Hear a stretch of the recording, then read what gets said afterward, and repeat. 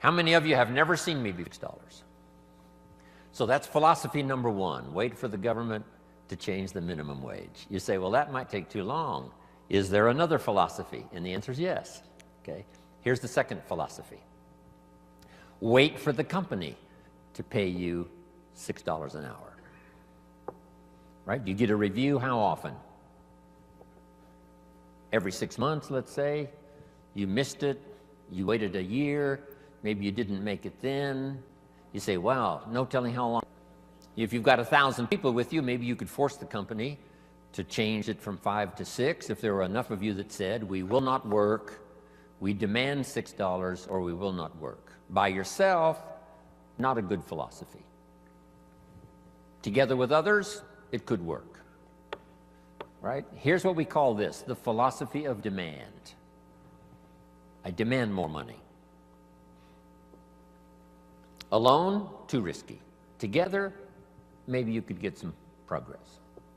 So now we've covered 3 philosophies. Number 1, wait for the government. Number 2, wait for the company. Number 3, the philosophy of demand, which is a bit risky. Here's the problem with the philosophy of demand. You can't get rich. If people only understood, starting at the lower end of the economic scale, that you cannot get rich by demand. Okay. Now someone says, well, in America, how could you become wealthy? And the answer is to develop a new philosophy. And let me give you that. It might be the best I've got for the whole day. It's called the philosophy of performance. The philosophy of performance. I will perform so well, it would be embarrassing for the company not to pay me $6. Then I would perform so well, it would be embarrassing for the company not to pay me $8 an hour, $10 an hour, $20 an hour. So now we've got several philosophies going, and if you want to change your economic future, it starts with your personal philosophy. Okay. Now, here's what's interesting in America. I'm sure all of us can think of someone who makes $5 an hour getting started. Can anybody in the audience think of someone who makes $50 an hour? Do you happen to know anyone that makes $50 an hour? Anybody know somebody that makes about that much money? So jot this down now, because you've got to teach it to the children, because they're not teaching this in the ordinary schools. It's possible in America to multiply your income by 10. If you take nothing else home economically to pass on to your children or to someone else, just take that phrase home. Jim Rohn taught us it's possible in America to multiply your income by 10. It's possible. If kids knew it was possible, do you think they would ask, how can you do that? If they knew it was possible, wouldn't the next question would be, how could I do it? If it's possible, how can I do it? Now you just teach them how to do it. How to multiply your income by 10. Now jot this down. A good economic question. Once you've multiplied your income by 10, is it possible to multiply it by 10 again? Not only to multiply it by 10, but to multiply your income by 10 again. Do you know anybody that makes $500 an hour? Can you think of someone? Makes $500 an hour? Right. My Beverly Hills lawyer makes more than $500 an hour. So jot this down. It's not only possible in America to multiply your income by 10, it's possible to multiply it by 10 again. Do you think kids would be excited to hear this philosophy? I'm sure they would. How can you multiply your income by 10 and then multiply it by 10 again? Now, if you multiplied it by 10 and then multiplied it again by 10, would it be possible? Would it be possible to multiply it by 10 again? Can you think of anybody that makes $5,000 an hour? What do you think I get paid? I mean, this is such exciting stuff. I'm a kid from the farms of Idaho. I was 25 years old before I learned that you could multiply your income by 10 and then multiply it by 10 again and then multiply it by 10 again. This is mind-boggling stuff. $5,000 an hour. Now, would it be possible? Would it be possible to multiply it by 10 again? $50,000 an hour. Now, here's a good expression to use, especially for this group. You're all tuned in, especially the last couple of days. The best expression is, of course. Could you multiply your income by 10? Of course. Could you do it again? Of course. Could you do it again? Could you do it one more time? $50,000 an hour. You know, I've lectured with General Schwarzkopf and Colin Powell. I had lunch once with Colin Powell a few years ago. Schwarzkopf gets about $65,000 for a one-hour speech. $65,000. So how could you finally get to $50,000 an hour? Answer: become a general in the Army. Yes. And lead the troops in the Gulf War. But what I'm trying to say is the possibilities here, let's just say, are just unlimited. You can multiply your income by 10, then you can multiply it by 10 again, and you can multiply it by 10 again. Now, we're only talking economic values. There's all kinds of other values in terms of personal development, but this is it. Now, to climb this ladder, here's the possibilities. 63 million last year, one person earned. The possibilities, we would have to say, in our country, is what we call unlimited. Now, to climb this ladder as high as you wish to climb it, jot this phrase down now, because I don't think I'll talk about anything more valuable than what I'm about to share with you. Here it is. To climb this ladder economically as high as you wish to climb it, here's all you have to do. Learn to work harder on yourself than you do on your job. Learn to work harder on yourself than you do on your job.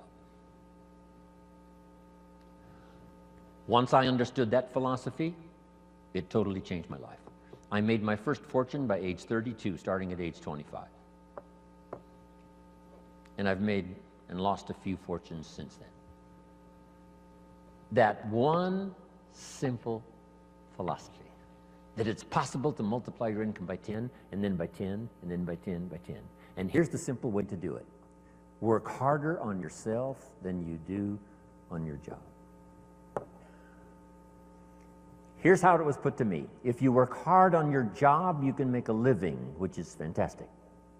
If you work hard on yourself, you can make a fortune, which is super fantastic. At age 25, I went to work on myself.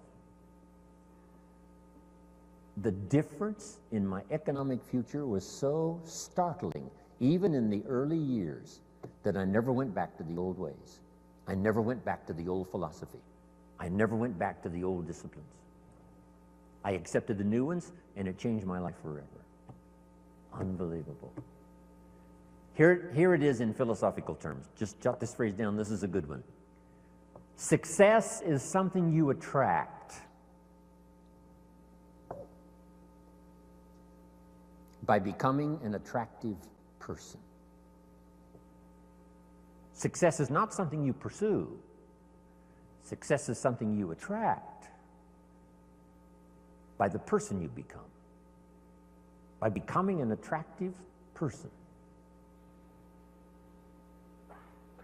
Now, what could you think of that would start to make you more attractive to the marketplace? This is such simple ABC stuff. Okay?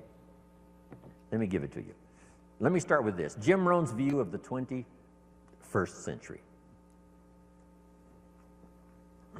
We've begun a new century, 21. We've begun a new millennium, number 7.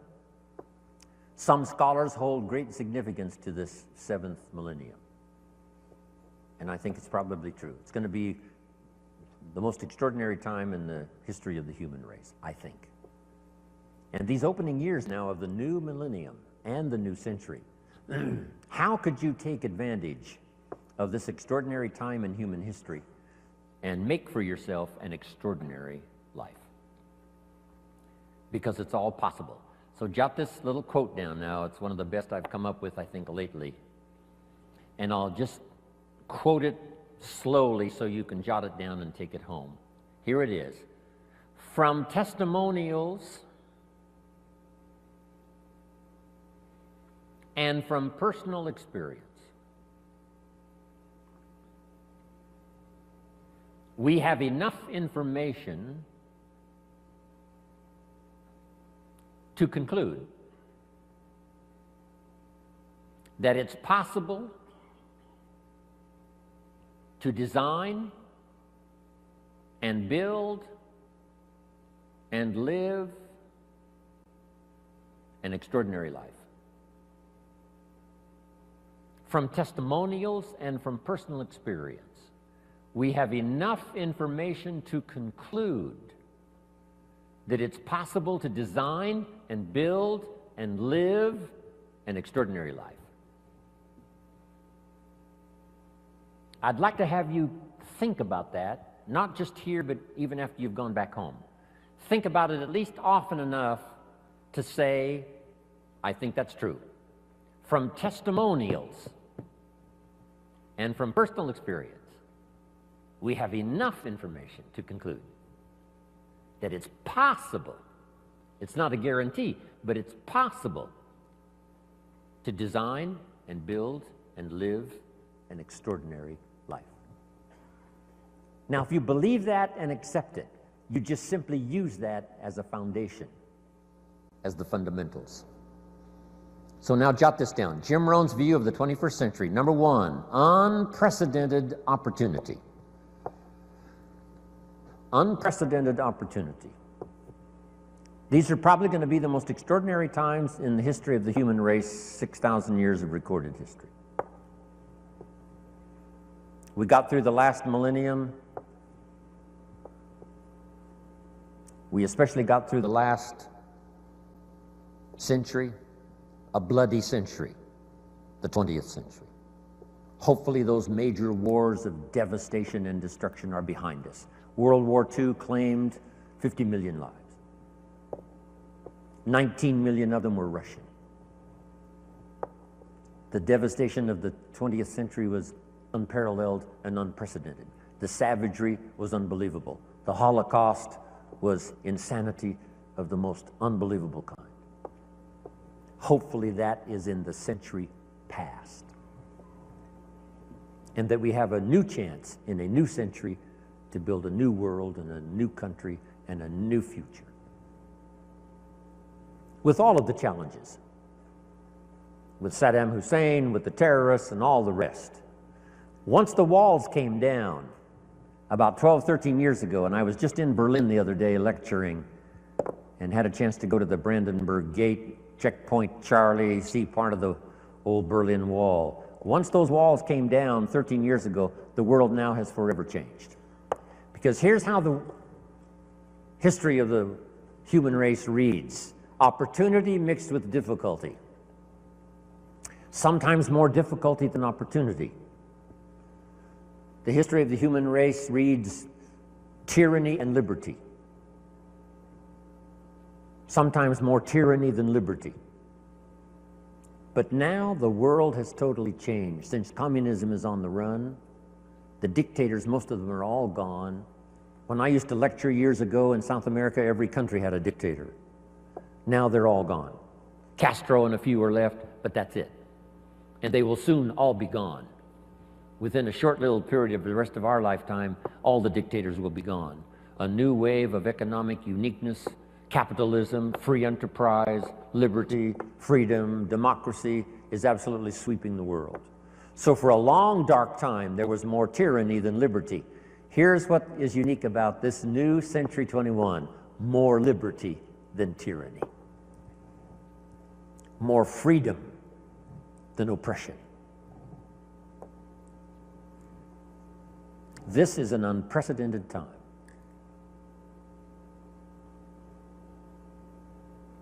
Unbelievable opportunity. We have the technology to accomplish the most incredible things. We pick up a telephone now and talk to somebody on the other side of the world with ease. It's incredible. We fly, we've got transportation. I get on an airplane, 13 hours later I'm in Hong Kong. 5 meals, 3 movies, and you're there. I mean, it's unbelievable. I leave at 7:30 this evening to fly all night to Orlando to speak to another group tomorrow in Orlando. It's amazing. With the jets, you can cover the world. I fly the Concorde, 3 hours London, New York. If you fly the Concorde, you can see 2 sunsets in one day. If you're in London when the sun goes down, you fly the Concorde to New York, you watch the sun go down for the second time. I told the group at our little breakfast meeting this morning, if you fly the Concorde due west, the sun comes up in the west. If you haven't tried that, you must try it. On the Concorde, you meet unique people. I met Henry Kissinger on the Concorde. Henry said, I had breakfast in Paris, I'm having lunch here in London, I'm having dinner tonight in New York. If you fly the Concorde. Before his accident, I met Christopher Reeves a couple of times on the Concorde. Said to my business partner, we're going to be okay, Superman's on this plane.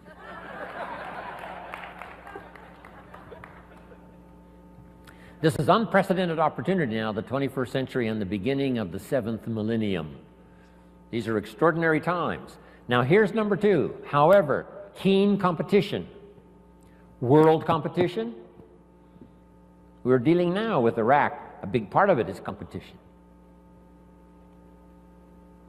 Hopefully the nations of the world will settle a big share of their differences so we can develop unique economic, social, personal prosperity for the future with limited conflicts. No more horrors, no more holocausts, hopefully. But with the human race, you always have to keep your fingers crossed. Who knows? But I think it's going to be a time of unprecedented opportunity, but unique competition. Now, to take advantage of the 21st century and this opening of the new millennium, how could you use the opportunity? Now that you've arrived, told me your story, I'm beginning to see the light. Words. The old prophet said this, words are like a lamp for your feet, so you can see where to walk. And words are like a light for your pathway, so you can see where to go. With words, you can show somebody where to step and where to go. Wow. I said a little prayer before I left my hotel room this morning and asked God to give me a little stronger gift of words today so that my words might have meaning. Maybe I've caught you at just the right time. Maybe this is the moment for you. And if I can say something uniquely enough, using the English language best as I can, words are sometimes clumsy when you try to express what's going on in your head, let alone your heart. But if I can do as good a job as I possibly can in the session we've got this morning and then again this afternoon, by the time I'm finished, maybe my words will help turn on another light for you. And you'll be able to see the possibilities better than you've ever seen it before. You'll be able to see yourself more successful than you've ever envisioned it before. If I can wisely say good words. Now I've put communication in 3 parts because all 3 of these parts now help me make more fortunes. Here's the first one. It's called training. Training is simply showing somebody how to do the business, how to do the job. If you get good at that, the pay is incredible, whether it's your own enterprise or whether you work for someone else. Training pays big money. Here's the next one, teaching. And I've divided the 2 just to make the point. Teaching is more teaching life skills. Teach somebody how to set goals. Gary mentioned, right, making the list and checking them off. Today he gets to check one off. Jim Rohn arrives in San Jose, Santa Clara. I'm so excited about that. Teaching leadership. teaching management, teaching how to become powerful, gifted, influential, teaching father skills, mother skills. I've now, the last 15 years, learned grandfather skills. I set a goal when I became a grandfather to be one of the best grandfathers any grandchildren ever had in the whole wide world. I practice it. I think about it. How to use my newfound life as a grandfather and learn every skill possible to dazzle my grandchildren. I'm one of the best.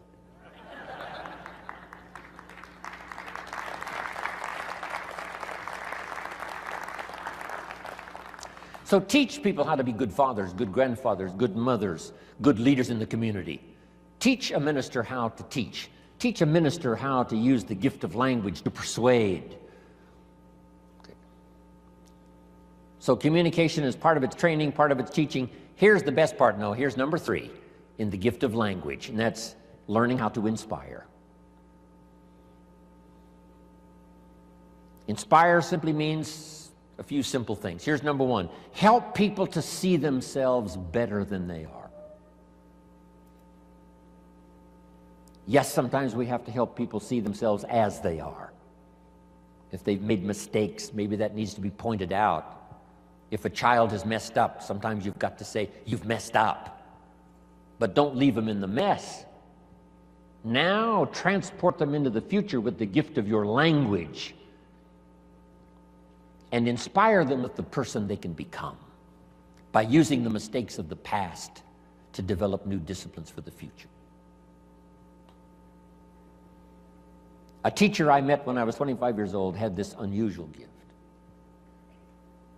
He said, Mr. Rohn, if you keep learning as you're learning now, one of these days you'll walk into a room full of people and you'll hear someone say, there's the man. That's the man. That's the famous man. I thought, well, that could never happen for me. Sure enough, it did. He said, it will happen. And I think when I walked in here this morning, I heard someone say, that's him, that's the man, that's the famous man. Wow.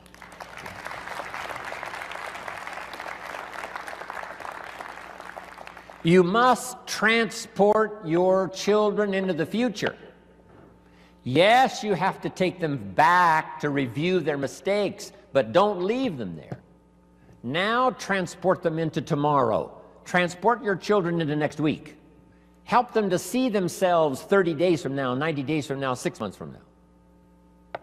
Help them to see themselves successful. It's your gift of language that can do that. Help them to have faith for themselves and faith for the future.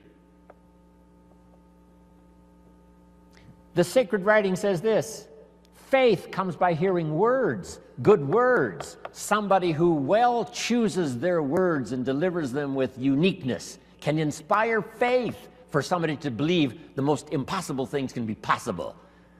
And that excitement of possibilities comes from hearing or reading unique words.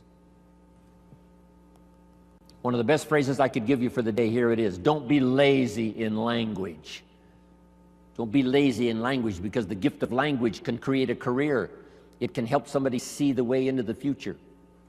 It can help somebody change from who they are to who they would like to be. It will help you to see the gift of your own intellect.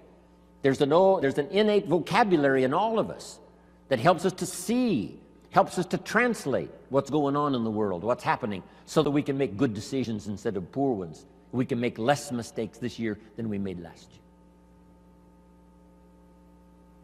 One of the major things to pray for is to be gifted in language, because it can have such a dynamic effect on your children. It can have such a dynamic effect on your business. It can have such a dynamic effect on your customers. It can have such a dynamic effect on your business partners, that not to continually get better and better at the gift of language would be a great mistake. Let it open doors nothing else will open, the gift of your language. Let it help people to see possibilities that they cannot see now. And you join in those possibilities and make another fortune and another fortune. all the way up the ladder as far as you wish to go. I don't know how high you need to go.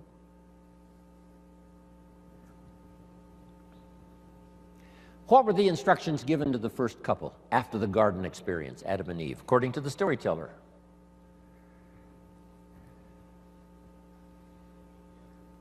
We've got some Bible scholars here, I know. Instructions given to Adam and Eve after the garden experience. Here they are. Number one, multiply. It's a lonely place. It's just two people. Multiply. But here's one now that is so extraordinary, and I'm going to cover a little bit more of it during our ongoing session here today. Here was the second one. Be fruitful. Be fruitful. Kind of an interesting phrase.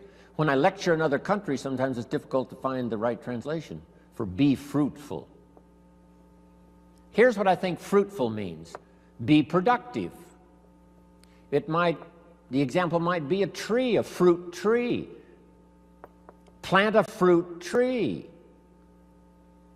Now, why do that? It's very simple. Teach it to your children. Number one, to survive. The first instinct is to survive. So be productive enough to survive. Be productive enough for your own survival. But is that the end of it? And the answer is no, that's only the beginning of it. To produce enough for yourself is only the beginning. What's the rest? Here's number two, get married. Now you've got to think of ways to produce more than you need for yourself. And guess what that does? It elevates you to a higher life. If you want to live this higher life of a companion, a wife, getting married, see, that now changes the dynamics of your future. It's called stepping up to a better life. And to step up to a better life, here's what you simply do economically. You learn to provide and figure out a way to provide more than you need for yourself. You think of ways to provide enough for yourself and for someone else. Why think of someone else? Why not just think of yourself? Because that's a very limited way to live, just thinking of your own survival. If you want to live a more flourishing, unique life, you must think now of someone else. So now the man says, I must produce enough for myself and for my wife. Is that the end of the life experience? No. Now have children. Take a risk. Having a child is like a throw of the genetic dice. Who knows what's going?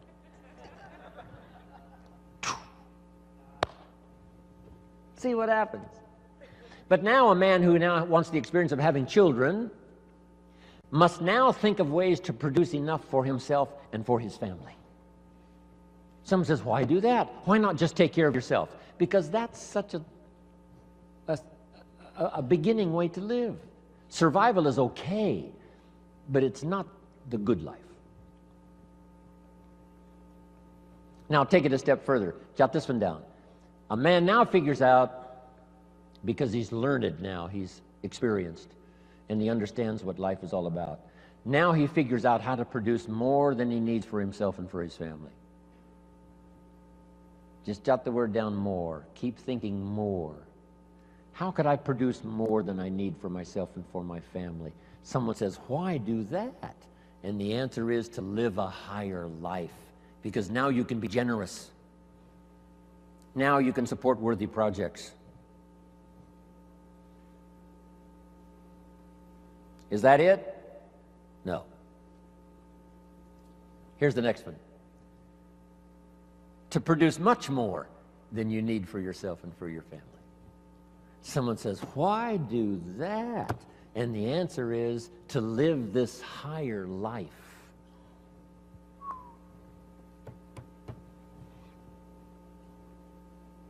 What if you earned $10 million one year and you and your family only needed $3 million? That would probably take care of the average family, $3 million. Some families are more expensive than others, but let's say $3 million would pretty well take care of most families. But you made $10 million, and you and your family only needed $3 million. Now you've got $7 million to give. Wouldn't you like to live that kind of life? Someone says, why do that? And the answer is, the possibilities of economics are so available that if you wish to, you can not only earn enough for yourself and for your family, you can earn more than you need for yourself and for your family, and if you really wanted to, you could earn much more than you need for yourself and for your family. Wow. Is that it? Let's take it one step further. Just jot this phrase down. Figure out a way to earn far more than you need for yourself and for your family.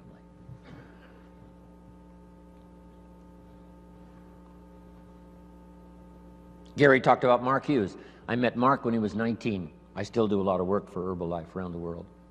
He started this little company when he was 22, 23, called Herbalife. And he died just a couple of years ago. Mark Hughes, age 44. Guess what he left? Number one, a company worth $680 million, according to the new investors. Here's what he left his son, $350 million.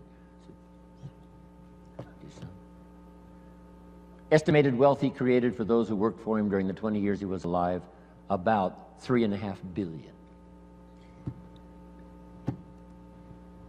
Imagine having the zest and having the wish and having the desire to create billions in wealth, not just for yourself, but for others. $350 million, nice little nest egg for your son. Somebody says, why do that?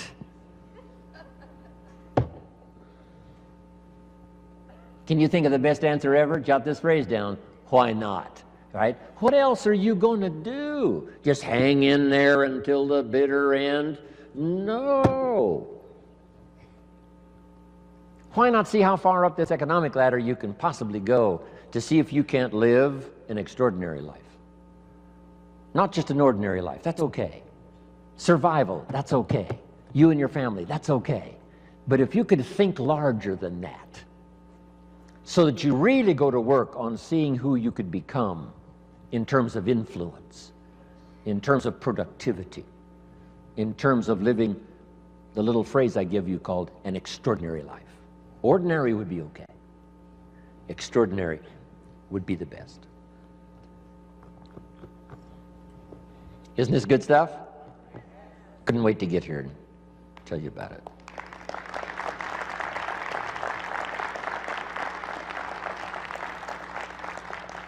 I could hardly wait to hear what I've got to say today.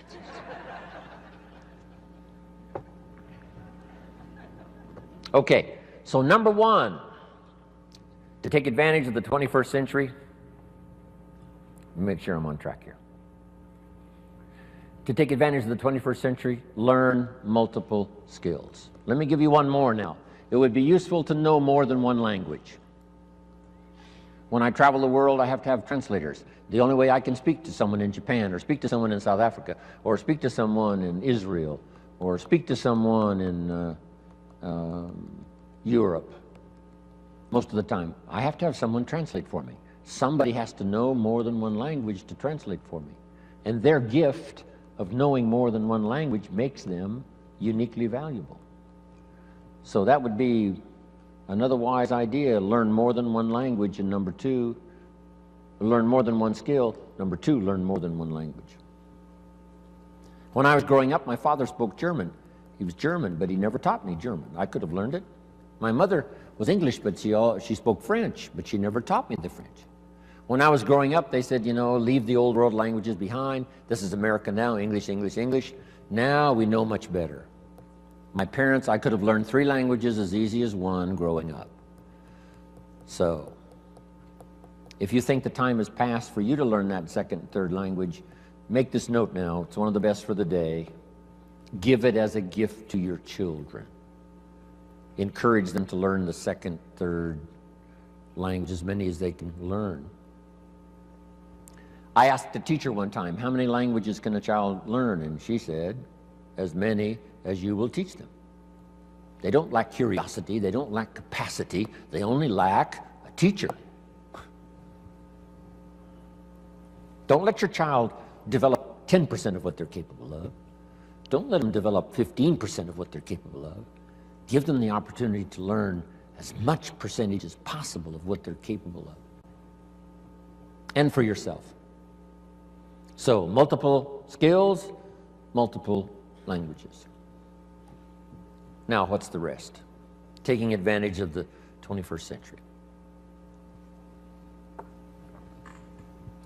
Jot these notes down. Have you got this? Don't want to erase it if you haven't got it.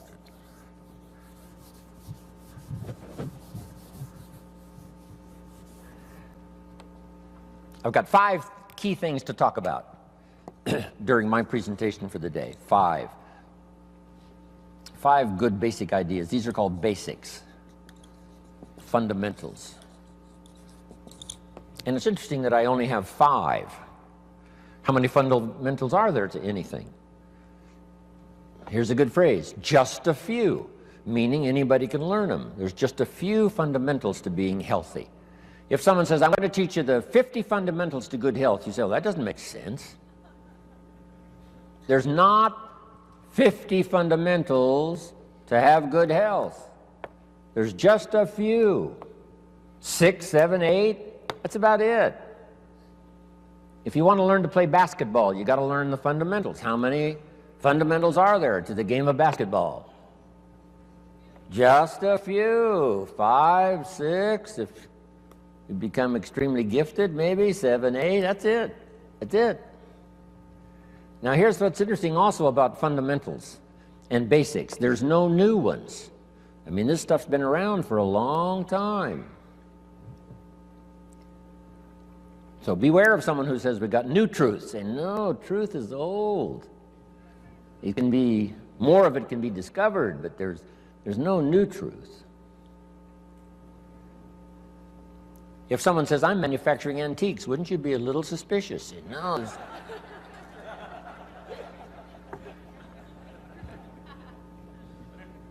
So, skills and fundamentals are like antiques. They've been around forever. The law of averages I teach in one of my seminars. The law of averages. Here's what it says. If you do something often enough, you'll soon have a ratio of results. If you do something often enough, you'll soon have a ratio of results. If at first you talk to 10 people, get 1 to say yes. That means you're getting 1 out of 10. Talk to 10 more, get another one. Talk to 10 more, get another one. Talk to 10 more, get 2 instead of 1. Why is that? You're getting better. The law of averages works for anyone. One we've learned for a long time. Here it is. It doesn't ever change. Whether it's a church or a business, 20% of the people do 80%, 80% do 20%.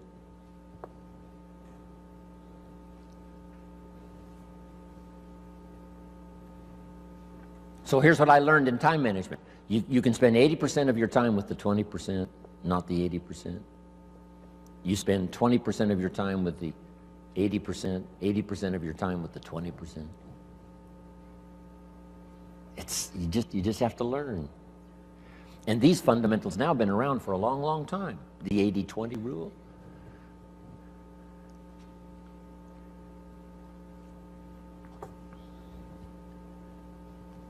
We bring products, tapes, books, videos, right?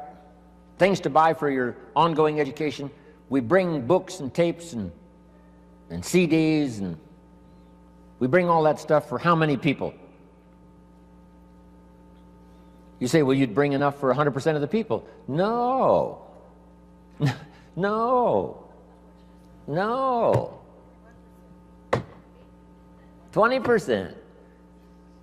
You bring all the stuff for the 20%, not the 80. Isn't that fascinating? 20%.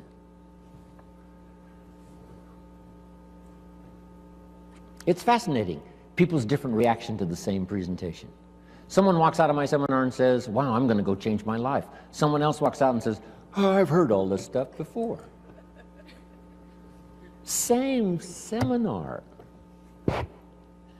It said the first day the Christian church was started, first day, the speaker, Peter, got up gave this classic presentation to a multitude, vast number of people. And what was interesting was when he finished, the reaction to his presentation. It said some of the, I think there were thousands. It said some of them laughed at him. And I thought, why would they laugh? He seemed sincere to me. And it said some of them mocked him. And I thought, why would they do that? And I found out they're the mockers. That's what they're supposed to do. And the laughers are supposed to laugh. It said some that heard this magnificent presentation didn't know what was going on. And they're easy to spot. They're usually saying, what's going on, right? I mean, they don't know what's happening. But then it says this, some that heard believed. And the number that believed was about 3,000. Didn't give us the total, but out of the total, 3,000 said, hey, this is good enough to follow. So that's life. Once you learn the percentages, right? It's called the law of averages. It's one of the best studies. It's in some of my CDs and presentations. But now, let's talk about the fundamentals of life, the fundamentals of success. There's just a few. They're basic. It's like ABCs, which I deal with primarily, ABCs. So let's go through them. Here's number one. We've talked a little bit about it by way of introductory. It's called, one, your personal philosophy.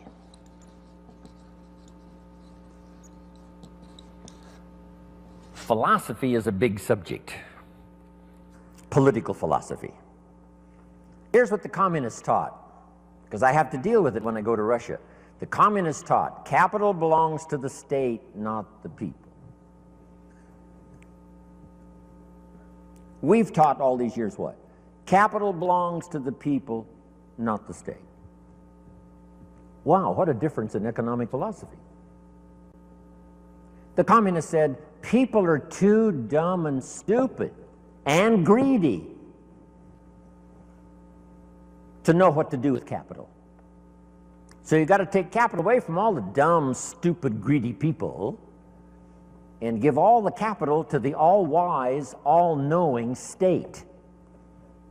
And let the state run everything, and let the dumb, stupid people show up for their work assignment. That was the philosophy of communism. They devastated every country they touched with that philosophy. I was just in East Germany. Guess what it's taking just to clean up East Germany after the communists left? $1 trillion. They've spent $500 billion already, and they got another $500 billion to go, just to clean up one country devastated by such a philosophy. Capital belongs to the state, not the people. Wow. The consequences of philosophy are unbelievably either on the good side or on the bad side.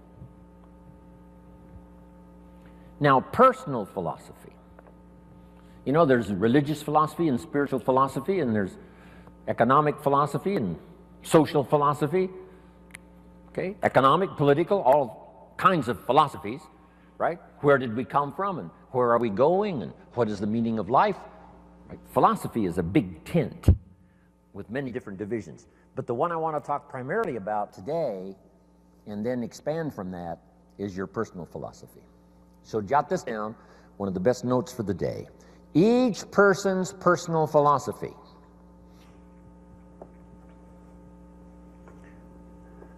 is the greatest determining factor in how your life works out.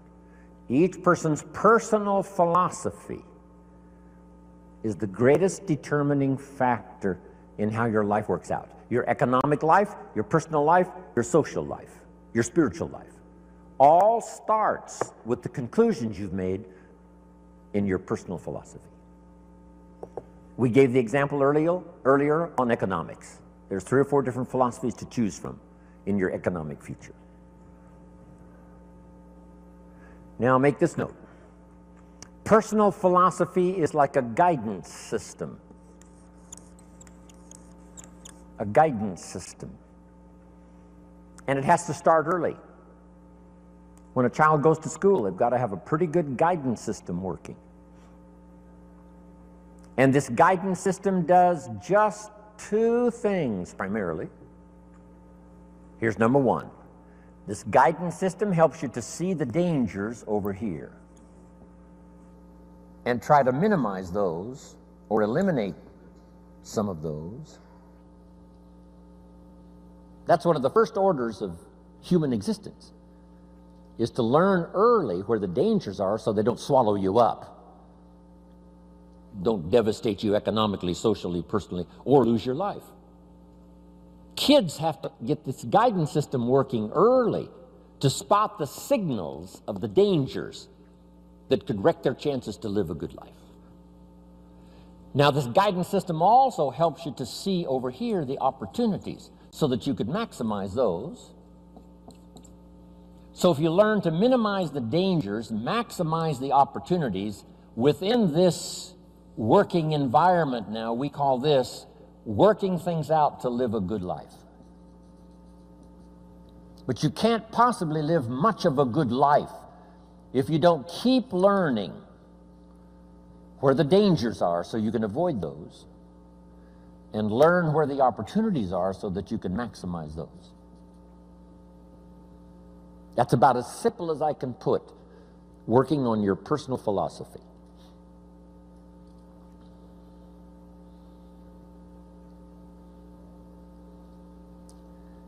Now, why is it this way? Why is life both danger and opportunity? Here's the best advice I can give you. The storyteller probably gives us, more to think about than in detail. But here's what it seems like. And that's one of the best phrases to use if you're going to make your studies and try to come to some good conclusions. It seems like God wished to create for the humans he made a great adventure. Seems like. According to the storyteller, it seems like God wished to create a great adventure for the humans he created. That's the best explanation I've got, seems like. And it seems like God's always wanted some kind of adventure. It said when he was alone in heaven, according to the storyteller, he created all these angels. That must have been fun. Doesn't say how long it took, doesn't say how many. But evidently, he sought adventure. Part of the adventure, I guess, in those early times before the creation, was in heaven with the angels he created.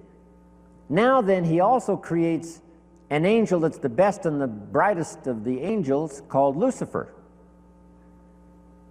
And so begins, according to the storyteller, one of the great adventures of all time. And along the way, the idea occurred to Lucifer that he could take over God's place, become God in his place. And he persuaded, according to the storyteller, he persuaded a third of the angels to go with him on this insurrection. So begins an unbelievable adventure.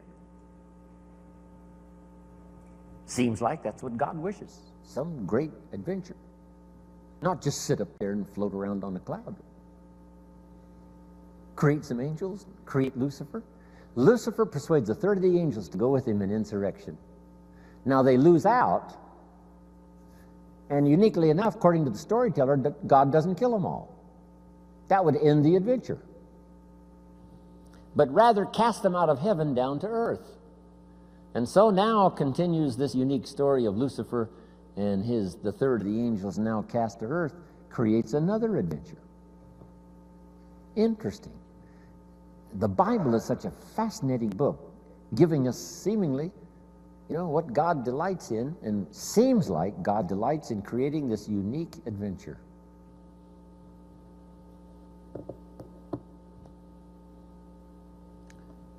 One of the ancient stories says God and Satan were talking things over one day. I thought, well, that doesn't seem possible. But the storyteller says they're looking down on the earth and they're talking things over. I thought, wow, that's remarkable. God and Satan getting together and talking things over.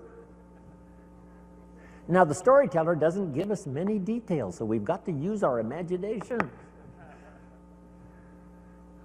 And on this particular occasion, God got to bragging on one of his favorite creation, his favorite persons, called Job. He said, Job and I have got this great friendship going. Job and I, we walk together. Job and I plan the future together. Job, Job, Job. Finally, Satan had it up to here with Job, Job, Job. And he said, yeah, God, Job, you've got a wall built around him. I can't get to him. God said, well, what would you expect? He's my favorite person. Of course, I got a wall built around him. Now, they're having this conversation. It's fascinating. Storyteller says, Satan gets this bright idea. Said, hey, God, let's try this. God said what? If you'll take the wall of protection down from around your favorite friend, Job, he said, I promise you within a short period of time, your favorite friend will curse you to your face. God said, no, he'd never do it, not in 100 years, no matter what. Satan said, well, how are we going to know? Would you like to make a wager? It doesn't give us the details of the wager. But the storyteller says God picked up the bet and said, okay, let's try it. I'll take the wall down from around my special friend Job. You do your best. I promise you, no matter what you do, he'll never curse me. Satan said, the bet is on. According to the terms of the wager, God did take the wall down from around his special friend Job, and Satan then does one of his all-time famous numbers. According to the storyteller, first Satan took his wealth, stripped him of his wealth.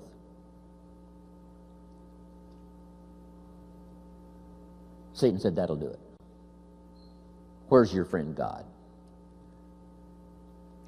He didn't curse God. Satan said, well, number two, took his health.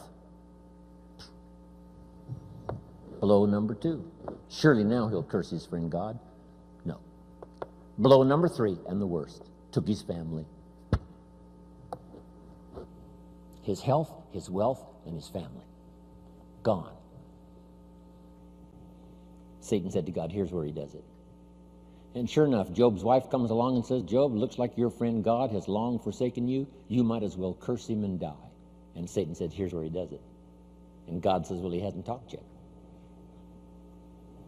And while they both listen, Job says, never would I curse my friend God no matter what happens. God said, I knew it. I knew it. And picked up the bet. Whatever it was, doesn't tell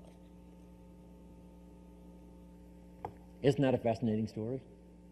Now, I say all of that to illustrate this. It seems like God delights in great adventure.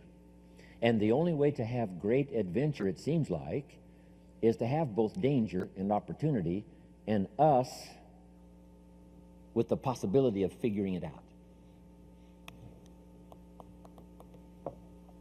Jot this down. Now, it's a nice little list. On one from other people is to just pick up the signals. Part of it is by sight. Here's a good watchword for the 21st century. Pay attention. No use falling into the same trap somebody else fell into. No use living a mediocre life like somebody else has chosen. Take a look and say, is that what you really would like? Say, no. Here's somebody that never read the books, never made the changes. There was a class and they didn't take it, a skill and they never learned it, a discipline and they never tried it. And they blame the government and blame taxes and blame society and they blame circumstances and all the rest. They don't know. And the key is watch carefully. Don't you fall into that same trap. That's how we learn, from what we see. Here's next. If we learn from what we see, we put some of this on video so you can see it again and again and again. Next, you learn from what you hear. We put it on CDs so you can hear it and hear it, hear it. We don't ask you to come to just one seminar. We ask you to come and listen again, listen again. Here's what the early Christians were taught. Don't neglect the assembly. When we call an assembly, do your best to be there. Because you never know which of these assemblies is going to change your life forever. You'll never be the same again. And you can't pick the one that's going to totally change your life. You just have to do like all of you I know do. Consistently go, consistently go, consistently go, consistently take notes, consistently go to seminars and lectures and all of the rest, because some of them will be life-changing. Maybe this one will be for some of you. The time is right, the words are right, the ideas are right, the moment is here. We don't know. We just come as many times as we can, be affected by as much language as we can, and see what that'll do for our sight and our ambition, our willingness to develop skills, be a leader, influential. Here's the next one. Be a selective listener. Don't just load up on stuff that isn't going to count. We all need a little humor, but not that much. Life is a pretty sober place. It's life or death. It's success or failure. It's flourishing or mediocrity. This is a serious matter. So, make sure that what you listen to gives you the full range, a good diet of things to listen to. The positive, yes, but the negative also. We need to hear it from both sides. Okay. Years ago, I saw an advertisement once on Roseanne. Tune into Roseanne, white chicks talking trash. I thought, oh, America needs more of that. Now, you don't need much of that. White chicks talking trash.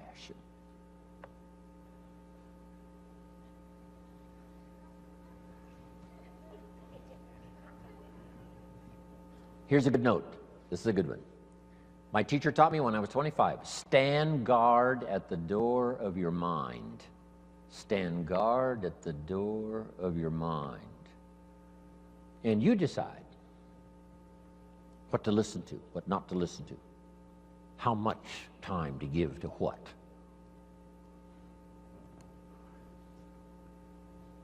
Now, the third one is important, and when we come back this afternoon, we'll continue it. But here's number 3. Read all the books.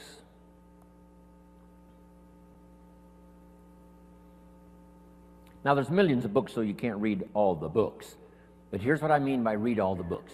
Read all the books you need to read to make your fortune, become powerful, influential, healthy, prosperous, aware, bright, helpful, partnership,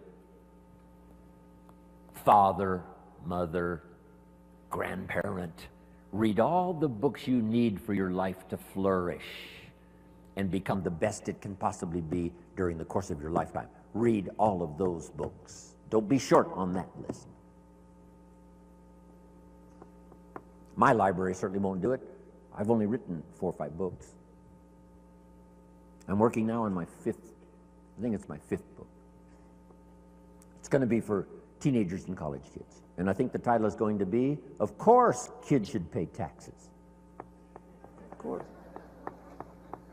It's going to be an interesting book on capitalism, because I teach capitalism now in Russia in very simple form. I might give you a couple of notes on that when we return.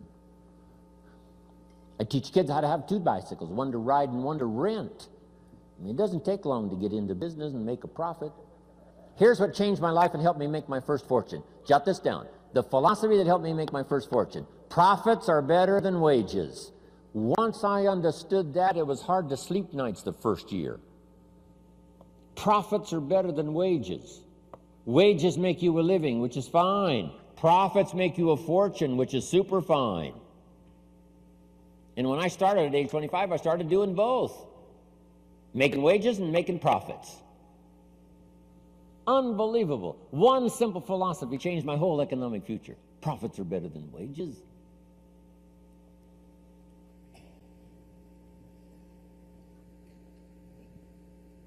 Read all the books necessary.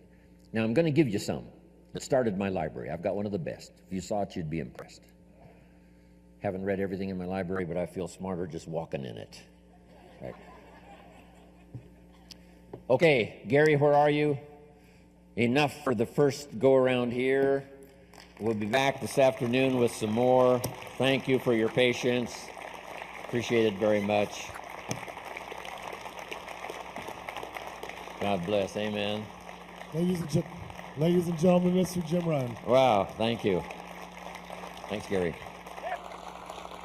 Appreciate it.